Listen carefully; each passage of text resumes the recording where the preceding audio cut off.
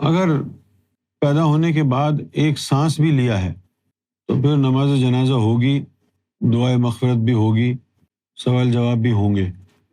ایک سانس بھی اگر لیا ہے، 5 سال تو دور کی بات ہے نا، ایک سانس بھی اگر لے لیا ہے نا تو پھر ہر چیز ہوگی۔ رہ گئی بات جنت میں جائے گا،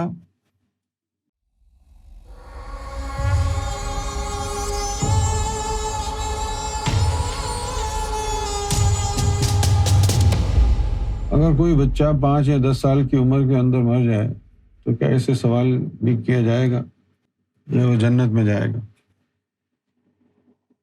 اگر پیدا ہونے کے بعد ایک سانس بھی لیا ہے تو پھر نماز جنازہ ہوگی، دعائے مغفرت بھی ہوگی، سوال جواب بھی ہوں گے، کیونکہ دنیا میں آ چکا تھا۔ ایک سانس بھی اگر لیا ہے، 5 سال تو دور کی بات ہے نا، ایک سانس بھی اگر لے لیا ہے نا تو پھر ہر چیز ہوگی۔ رہ گئی بات جنت میں جائے گا، کہاں جائے گا؟ یہ اس چیز سے اس کا کوئی تعلق نہیں ہے جنت اور دوزخ کا کہ آپ جلدی مرتے ہیں یا بعد میں۔ ٹھیک ہے، 5 سال کا بچہ ہے، کوئی گناہ نہیں کیا اس نے، یہی کہیں گے نا آپ کہ بھائی مہینے کا بچہ ہے، اس نے کیا گناہ کیا تھا، وہ جہنم میں کیسے جا سکتا ہے؟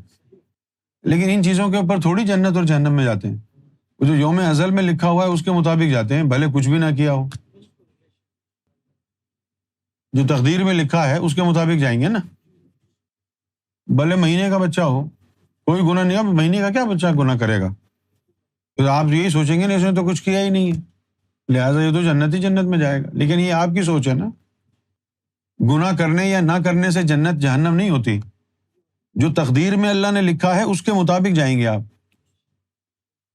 تقدیر میں اگر جہنم ہی ہے، کوئی گناہ نہیں کیا، پھر بھی تقدیر میں جہنم ہی لکھا ہوا ہے نا، اس نے جانا ہی وہاں ہے، بھلے کوئی گناہ کرے یا نہ کرے۔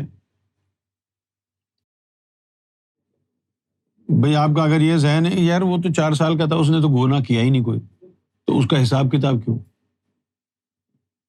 وہ اس کو جہنم میں کیوں جائیں گے؟ اس نے کچھ کیا ہی نہیں غلط۔ لیکن اعمال کی بنیاد پر، اچھے اعمال کی بنیاد پر جنت کا فیصلہ نہیں ہوگا، اللہ کے فضل سے بخشا جائے گا جو بھی بخشا گیا۔ تو جب اچھے اعمال کی بنیاد پر فیصلے نہیں ہوں گے تو برے اعمال کی بنیاد پر کیسے ہوں گے؟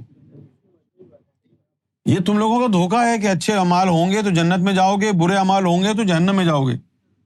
نہیں، تمہاری تقدیر میں جو لکھا ہے، یا پھر تقدیر کو اگر دھوکہ دینا ہے تو تمہارا تعلق کسی مرشد کامل سے ہو۔ نگاہ مرد مومن سے بدل جاتی ہیں تقدیریں، یہ تو کسی مرد قلندر سے تمہارا تعلق ہو، اس کے نمک خوار ہو، اس کے قصیدہ خوار ہو۔ کیونکہ ولیوں کے بارے میں تو یہ ہے، ابو ذر غفاری نے یہ حدیث بیان کی کہ لوگ کہیں گے جی میں نے ان کو وضو کرایا تو بخشا گیا، وضو کرانے سے بخشا گیا۔ ایک آدمی کہے گا جی میں نے تو ان کو کچھ کھلایا پلایا نہیں، کچھ نہیں کیا، تو آواز آئے گی کہ کیا تو نے کبھی ان کو ایک مرتبہ بھی محبت سے دیکھا تھا؟ ہاں جی ایک دفعہ محبت سے دیکھا تھا، چلو اسی کی لاج رکھ لیتے ہیں۔ تو مرشد کی نسبت تو بڑی بات ہوگی نا پھر۔ اب وضو کرانے سے جنت میں چلے گئے تو جو انہی کے ہیں، انہی کا مال ہے، ان کا کیا ہوگا؟ جو انہی کا مال ہے، انہی کے نام پہ جیتے مرتے ہیں، وہ تو ان کی تو شان نرالی ہو گئی نا۔